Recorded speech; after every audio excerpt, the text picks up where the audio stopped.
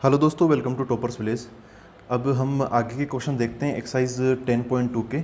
तो यहाँ पर स्टार्ट करते हैं कौन से क्वेश्चन से। क्वेश्चन नंबर 12 तक हमने पहले कर लिया था, क्वेश्चन नंबर 13 से स्टार्ट करते हैं अब।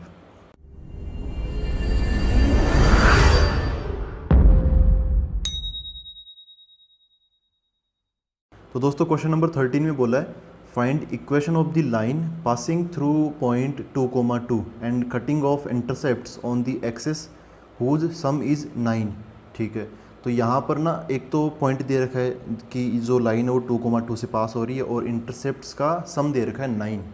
तो यहाँ पर पहले तो ये डिसाइड करो कि कौन सी फॉर्म लग सकती है, कौन सी फॉर्म लग सकती है। यहाँ पर इंटरसेप्ट्स का सम पता है, मतलब दोनों इंटरसेप्ट्स के बारे में इंफॉर्मेशन पता है। तो यहाँ पर हम वही फॉर्म लगाएंगे जिसके अंदर दोनों इंटरसेप्ट्स दिखते हों, मतलब ये इंटरसेप्ट फॉर्म लगाएंगे हम इसके अंदर। ठीक है, तो यहाँ पर है अपना क्वेश्चन नंबर 13। तो इसके अंदर पॉइंट दे रखा है 2,2, सम ऑफ इंटरसेप्ट दे रखा है 9। तो अब आप सबसे पहले इंटरसेप्ट्स का जिक्र कर रखा है, तो हम जानबूझकर कौन सी फॉर्म मानेंगे, let the equation of line be x by a plus y by b equal to 1। ठीक है, ये इक्वेशन मैंने अज्यूम की है, यहाँ पे 1 है। तो ये कौन सी फॉर्म है, ये है इंटरसेप्ट फॉर्म। अब यहाँ पर जो इन्फॉर्मेशन क्वेश्चन में दे रखी है वो इसके अंदर अप्लाई कर देते हैं ऐसा अज्यूम करके। तो सबसे पहले बोल क्या रखा है, सम ऑफ इंटरसेप्ट्स। यहाँ पे आपको समझ में आ रहा है कि ये जो ए है ना, ये ए क्या है और बी क्या है। ए है एक्स इंटरसेप्ट और जो बी है वो होता है y intercept. Sum of intercepts 9 है, इसका मतलब ए प्लस बी की वैल्यू 9 है। ये इक्वेशन 1 हो गई। अभी देखते हैं और क्या बोल रखा है कि जो पॉइंट है 2,2 वो इस पे लाई कर रहा है। तो ये जो पॉइंट है वो इसको क्या करेगा, सेटिस्फाई करेगा। ये हमने पिछले जो इससे जस्ट पिछला क्वेश्चन है ना 12, उसमें भी सेम ऐसी चीज़ें लगी थी। तो ये 2,2 उठाओ, इस पे लाई कर रहा है तो ये उठा के इसमें सेटिस्फाई करवा दो। तो क्या बन जाएगा, ये 2,2 इसके अंदर हमने रख दिया। तो क्या बन जाएगा, 2 एक्स की जगह 2 और वाई की जगह 2। तो क्या बन जाएगा, ये 2/a plus 2/b equal to 1।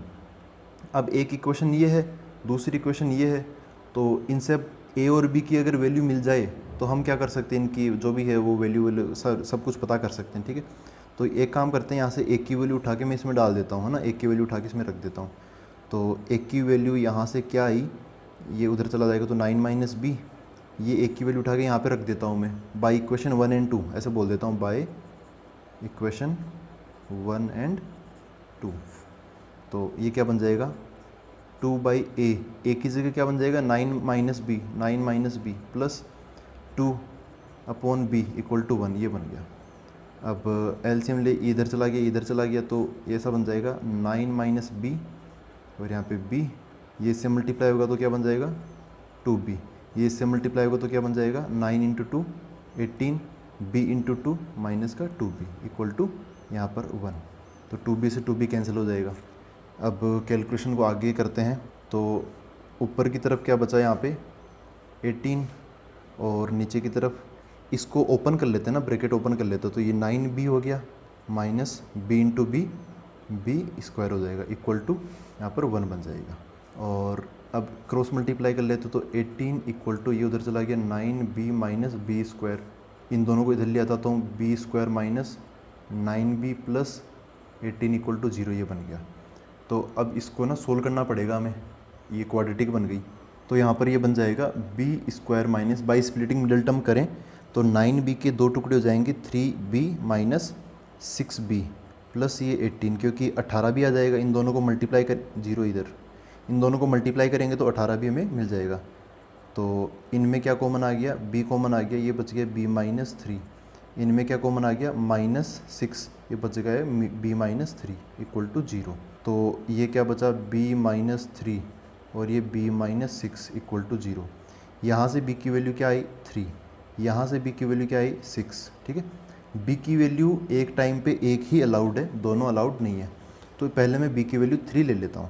b की वैल्यू 3 लूँगा तो a की वैल्यू क्या होगी, देखो a प्लस b की वैल्यू कितनी है 9 है ना, a प्लस बी की वैल्यू 9 है। तो अगर मैं b की वैल्यू 3 लूँगा तो फिर मेरे को यहाँ पे b की वैल्यू 3 डालूंगा तो 3 जाके उस उधर माइनस हो जाएगा। तो क्या बन जाएगा, ये ऐसा बन जाएगा, a की वैल्यू क्या मिल जाएगी हमें, ये 6 मिल जाएगी ना। तो ये हो गया। अगर मैं b की वैल्यू 6 डालूंगा तब a की वैल्यू क्या मिल जाएगी मेरे को, 6 उधर जाएगा माइनस हो गया, ए की वैल्यू 3 मिल जाएगी मेरे को, ठीक है। तो ऐसा हो गया। तो अब फाइनली दो टाइप के यहाँ पे आंसर्स बन जाएंगे। एक तो वो जब ए की वैल्यू क्या है 6 है और बी की वैल्यू क्या है 3 है, या फिर ए की वैल्यू क्या है 3 और बी की वैल्यू क्या है 6, ये हो जाएगा। इक्वेशन क्या है अपनी ओरिजिनल इक्वेशन, ये है x by a plus y by b equal to 1। तो यहाँ पर इसके अकॉर्डिंग क्या बनेगा, x बाई ए मतलब 6 प्लस वाई बाई बी मतलब वाई बाई 3 इक्वल टू 1, और यहाँ पे x बाई 3 plus y by 6 equal to 1। LCM वगैरह लोगे तो ये कुछ ऐसा बन जाएगा, एलसीएम यहाँ पे लेंगे और इसको उधर भेजेंगे, तो इसको तो आप 6 से मल्टीप्लाई कर दो, ज़्यादा आसान हो जाएगा। 6 से मल्टीप्लाई कर दो तो ये बन जाएगा x plus 2y equal to 6, और इसको 6 से मल्टीप्लाई करेंगे तो ये मिल जाएगा हमें 2x plus Y equal to 6, ये मिल गया और ये मिल गया, ठीक है। तो दो आंसर्स इस क्वेश्चन नंबर 13 के मिल जाएंगे। अब देखते हैं अगला क्वेश्चन, क्वेश्चन नंबर 14। तो ये है क्वेश्चन नंबर 14। इसमें बोला find equation of the line passing through the point 0,2 and making an angle 2π/3 with the positive x axis. तो एक लाइन की इक्वेशन पता करनी, तो दो आसान सी चीज़ें डायरेक्ट ही दे दी। क्वेश्चन एक और है इसके अंदर, also find the equation of line parallel to it. इस लाइन के पैरेलल एक और लाइन है, वो भी पता करना है। और वो क्या है कि and crossing y axis at a distance of 2 units below origin, ठीक है। ये एक टाइप से इंटरसेप्ट दे दिया हमें। तो पहले इसकी वैल्यू पता करते हैं, इसकी इक्वेशन पता करते हैं। पॉइंट दे दिया और एंगल दे दिया। तो मैं कहता हूँ कि देखो पहले डायग्राम बना लो, रफ डायग्राम भी बना लो भले ही, उसके बाद में स्लोप निकालने का काम किया करो। स्लोप निकालने के दो तरीके हो गए, या तो आप थीटा अगर पता है तो उससे निकाल लो। थीटा यहाँ पे क्या होना चाहिए, एक्स एक्सिस के साथ में एंगल होना चाहिए ना, पॉजिटिव डायरेक्शन से कितना एंगल बनता है वो 2 पॉइंट पता होता है, इसे निकाल लो। फिर जनरली सोचा करो कि पॉइंट स्लोप फॉर्म तो नहीं लग रही कहीं पे। अगर पॉइंट स्लोप फॉर्म लग रही है तो लगाई यही लगा देंगे, बाकी किसी में जाने की ज़रूरत ही नहीं पड़ेगी।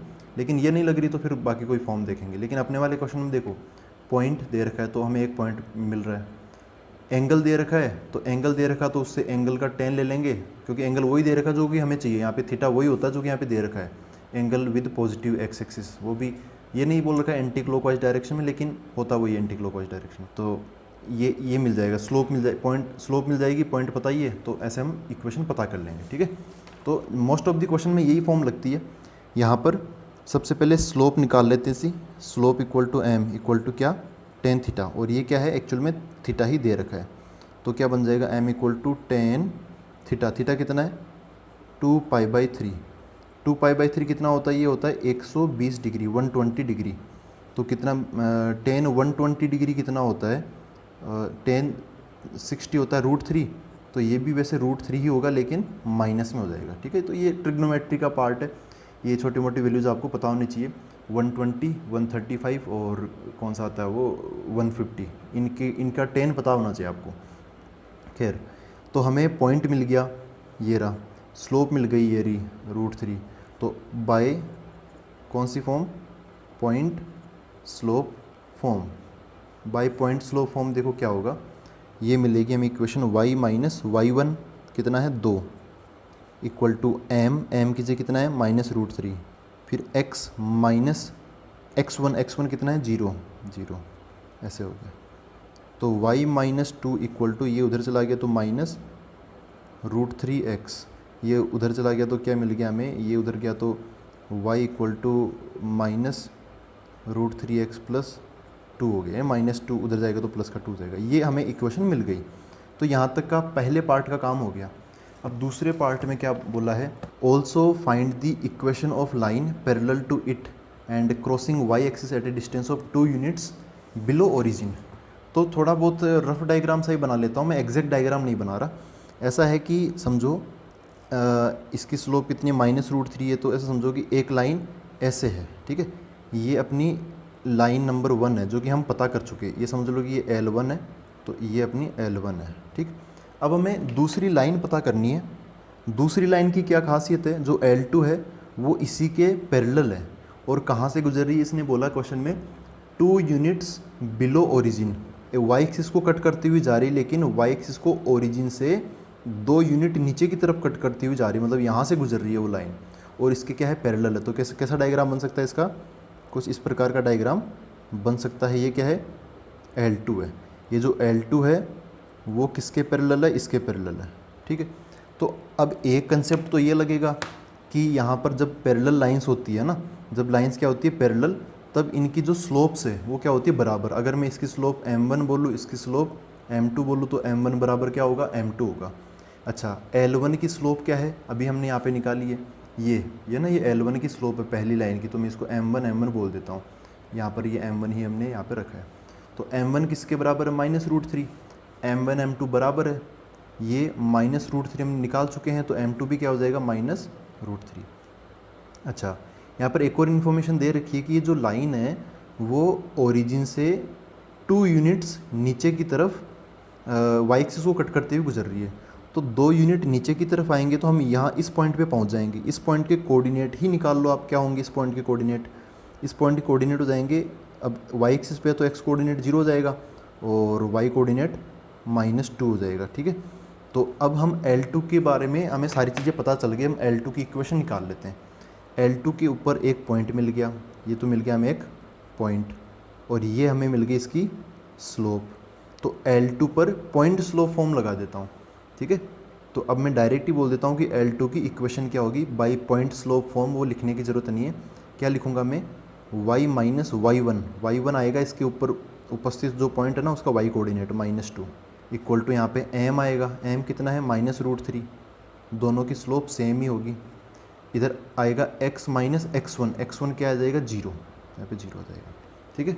इसको सोल्व कर लेते हैं, तो ये ऐसा बन जाएगा y+2 equal to -√3, x -0 x ही हो जाएगा, तो x जाके इससे मल्टीप्लाई हो जाएगा, तो ये बन जाएगा y+2 इक्वल टू -√3x, ठीक है।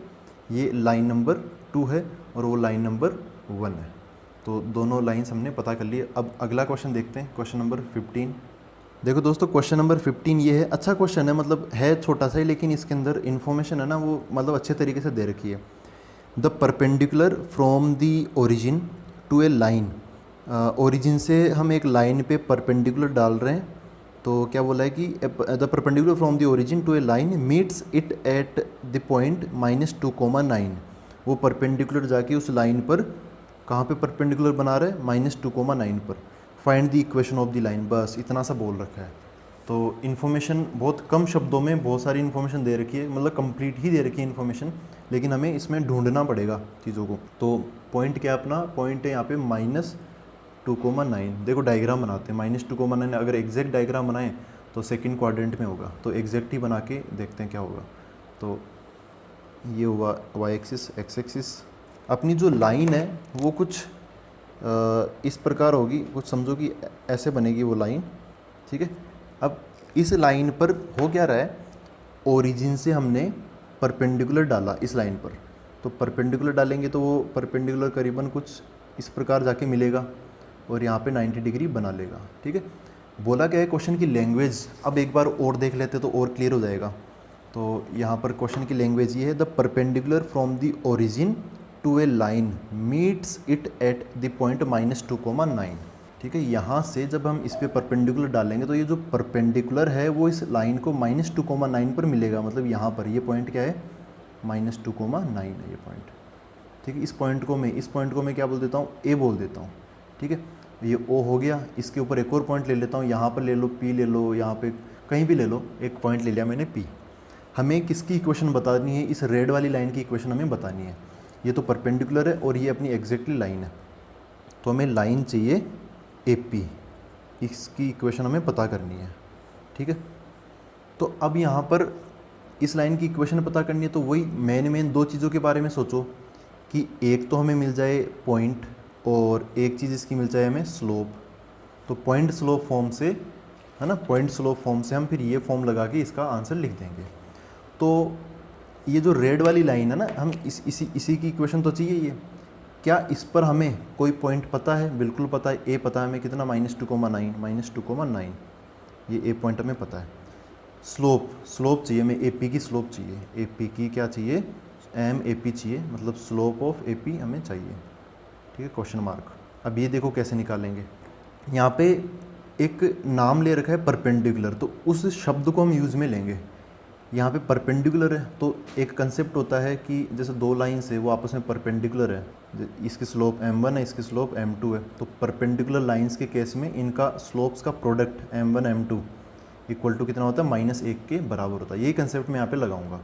यहाँ पे दो लाइन्स है, एक तो ये OA और एक AP, तो यहाँ पर चूँकि OA is perpendicular to AP, तो इनकी स्लोप्स का जो प्रोडक्ट हुआ वो कितना होगा -1 होगा। तो OA की slope MOA multiply by MAP equal to -1। ठीक है, हमें MAP चाहिए, तो इसको तो मैं रखूँगा एज इट इज़, ऐसा का ऐसा। MOA की वैल्यू निकाल लेता हूँ। MOA की वैल्यू कैसे निकालेंगे? A पॉइंट पता है, स्लोप निकालने के दो तरीके होते हैं, या तो आप tan थीटा से निकाल लो, या फिर 2 पॉइंट पता हो तो आप ऐसे निकाल लो। तो MOA की वैल्यू हमें रखनी है। A तो पता है पहला पॉइंट, O वैसे सबको पता होता है, ये ओरिजिन 0,0, तो ये पॉइंट पता है, ये पॉइंट पता, तो इसकी स्लोप हम निकाल लेंगे। क्या आएगा? एक रेशियो आएगा, ऊपर आएगा y कोऑर्डिनेट्स का अंतर, तो यहाँ पे 9 - 0 हो जाएगा। नीचे की तरफ x कोऑर्डिनेट्स का अंतर, तो इसका 9 आगे रखा तो इसका -2 भी आगे रखेंगे, -2,0 मल्टीप्लाई बाई, ये तो हमें चाहिए तो इसको तो मत छेड़ना, MAP इक्वल टू -1। ये कितना हो गया? 9/-2 हो गया, multiply by MAP equal to -1। ये इसको हम उधर की तरफ भेजेंगे तो देखो -वो और माइनस ये तो प्लस का बन जाएगा। 9/2 उधर जाके क्या बन जाएगा? 2/9, तो MAP कितना आ गया फाइनली? 2/9 आ गया। यहाँ पर ये 2/9 बन जाएगा। तो अब हम इसकी ये जो है ना, ये इक्वेशन हम आराम से बता सकते हैं, क्या कैसे? Bye point slope form, by point slope form. तो y माइनस y1 कितना है? यहाँ पे जो पॉइंट है ना, ये x1 है, ये y1 है, तो y1 कितना है? 9 इक्वल टू यहाँ पे m आएगा। मैं ये वाली पॉइंट स्लोप फॉर्म, ये फॉर्मेट यूज़ में ले रहा हूँ, मैं लिख नहीं रहा ये फॉर्मेट, क्योंकि लिखूंगा फिर बाद में वैल्यू डालूंगा, तो इतना तो हमें याद होना चाहिए। ये फॉर्म तो मैं कहता हूँ ये इंपॉर्टेंट है, तो ये आपको याद होनी चाहिए और होना हो। यहाँ पे m कितना है? MOP हमने निकाल लिया अभी, ये रहा 2/9 है ना, ये पता कर लिया हमने 2/9, तो 2/9, और यहाँ पे x माइनस x1 कितना है?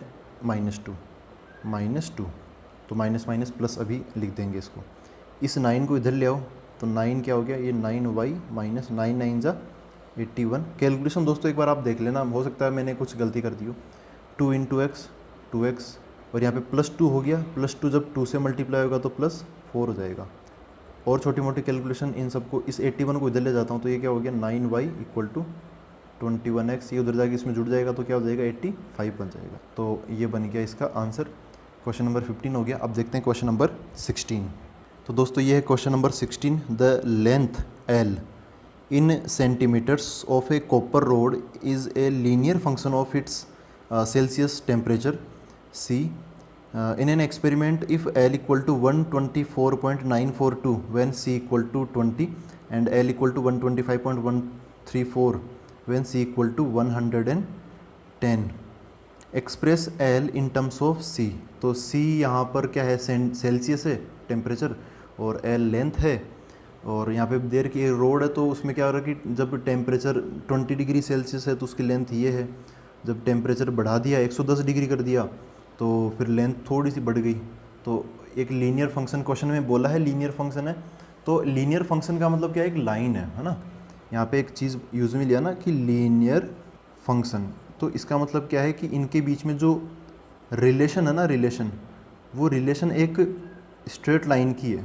मतलब जब हम इनका ग्राफ बनाएंगे या कुछ भी करेंगे तो स्ट्रेट लाइन जैसा एक्सप्रेशन यहाँ पे लास्ट में फाइनली हमें मिलेगा। स्ट्रेट लाइन में क्या होता है? y होता है, एक x होता है, और दोनों की पावर्स 1 1 होती है ना, ज़्यादा पावर भी नहीं होती उनकी। तो वही रिलेशन यहाँ पे बनेगी, एक इक्वेशन मिलेगी हमें, उसमें एक L होगा, एक C होगा, और L की पावर 1 होगी, C की पावर भी 1 होगी। तो इसको करने के कुछ तरीके हैं, आप मतलब बहुत सारे तरीके हैं कि आप जैसे होता है ना, यहाँ पे जो भी आपको सिंपलेस्ट फॉर्म में लग रहा है वो वैसे एज्यूम कर लो। जैसे ये तो थोड़ा ये भी कॉम्प्लिकेटेड है, ये ना, ये y equal to mx plus c, ऐसे आप इस इक्वेशन को मान लो। मैं ऐसे अभी करूँगा नहीं, आपको हिंट बता रहा हूँ कि आप ऐसे भी कर सकते हो।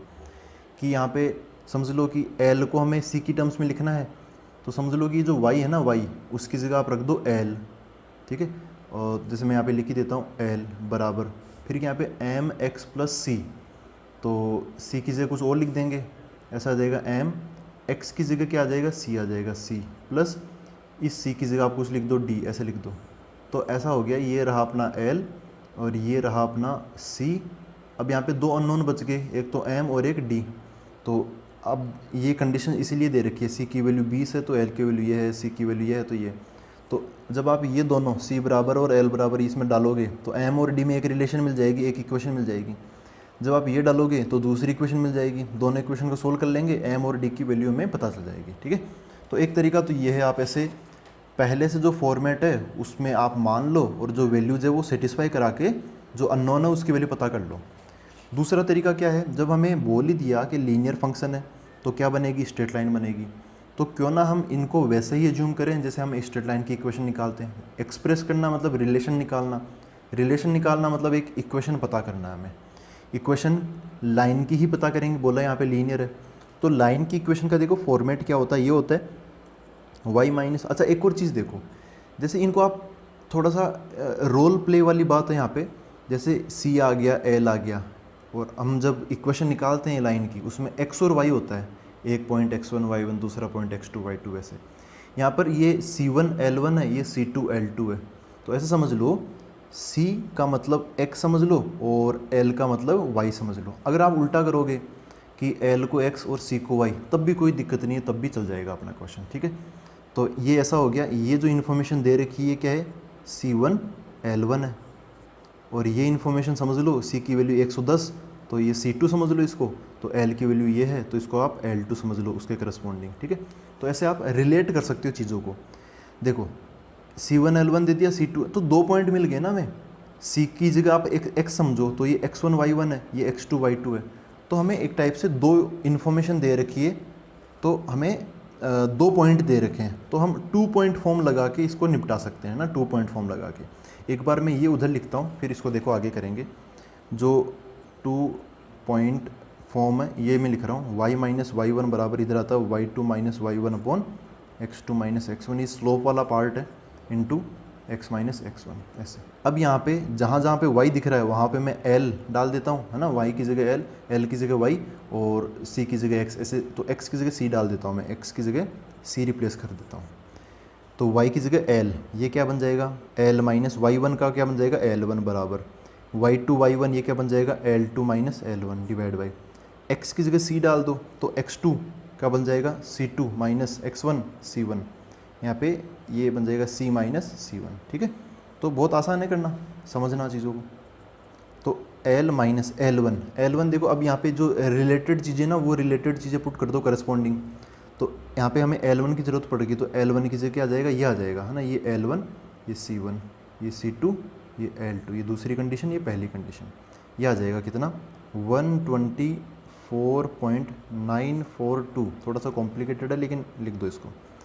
l2 minus l1, l2 minus l1, इनका माइनस है ना, इसमें से इसको माइनस करके, तो 125.134 माइनस ये आ जाएगा 124.942 डिवाइड बाई नीचे की तरफ क्या है, c2 minus c1, 110 minus 20, 110 minus 20 multiply by c minus c1, तो c माइनस c1 ये है, c माइनस 20 आ जाएगा।